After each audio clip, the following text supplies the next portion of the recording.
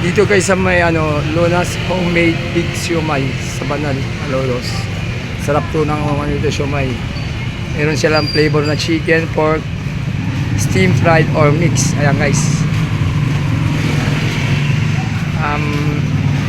Ito yan guys oh. Dito lagi ko kumakain dito guys, sarap yan guys oh. Ito yung ano to? Flavor? Pork. Oh, wala tayong chicken yan, gusto na eh. Ay chicken, walang chicken guys. Naubusan, pero pork na lang. Tapos ayan guys, ang presyo niya kuya. Wala na, okay.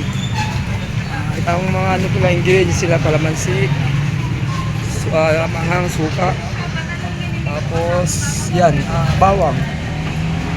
Tapos guys, kung bibili kayo ng ice styro potion naman no. Yan. Mura-mura lang po ang isa. Magkano kaya ang isang piraso nito? 10 pesos lang. Ayan guys, so napakamura, lalaki oh, 10 piso lang. Sa iba, ano na yan, 15 na yan guys. Ayan. Ano ang pangalan niyo po? Kayo po may-ari, di ba? Si Patrick. Si Patrick. Patrick, ano po? Patrick ano? Patrick Oliverio. Oliverio, Patrick Oliverio family. At ang kanyang asawa ito, si ma'am. Kayo ma'am, may pangalan niyo ma'am? Shai. Ayan, Shai.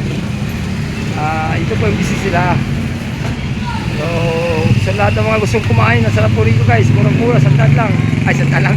10 piraso, 10 piso lang. Tapos, yung 3 piraso ka guys na, kaya ulam ko yan eh. Yan, kahit 2 piraso. Oo, sold lang, murang-mura pa. So, bibili tayo ng ulam na mamahalin. Hindi ka pa ma-high blood dito. Yan. Yan, kasi lang yan. Yan, mag-asawa guys. So, sa lahat ng gusto kumain ng siomai, lapitan nila si sir. Ayan, si ma'am. Okay ba? Sir, ano masasabi nyo? Maraming salamat sir. Punta lang kayo dito sa pwesto namin. Sa may Malolos, Cebuana.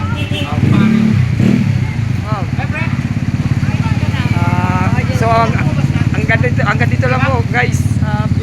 May lakad pa ako. So, thank you very much and God bless you all.